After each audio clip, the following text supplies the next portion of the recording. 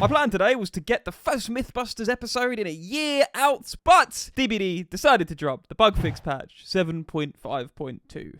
which is now among us. The Blight's iridescent Blight tag add-on has been totally reworked. It now prevents rush from being performed more than 3 times, increases the maximum rush look angle to 20 degrees, and increases rush speed by 20%. The Hillbilly has been adjusted.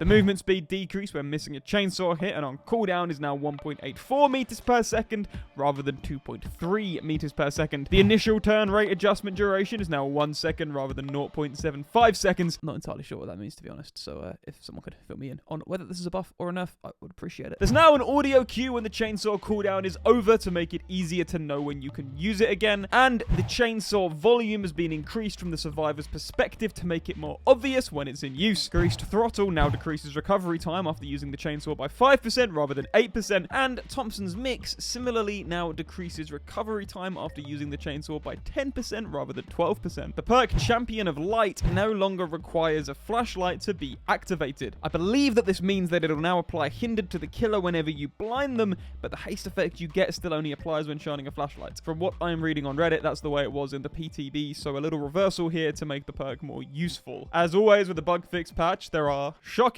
some bug fixes. Saga Anderson and Rose Marigold's voices have been decreased in volume, while the Trickster's voice has been increased in volume. Who the hell are Saga Anderson and Rose Marigold? I haven't played the game for 6 months, but I've kept up with updates, and I don't know what those names are. Are those survivors?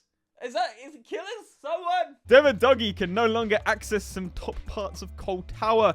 A blocked hook on Shattered Square has been fixed. The Dredge will no longer get stuck on certain lockers on the swamp maps. You can no longer apply Call of Brine twice to the same generator to have it regress permanently. And there's more, but these are the interesting ones. So, yeah, a small update with some potentially significant balance changes, especially for the Hillbilly. What do you think? Let me know in the comments. A big thank you to channel manager, Chipstar878, and Lilith Alucard for being patrons during a year-long content drought. Legends.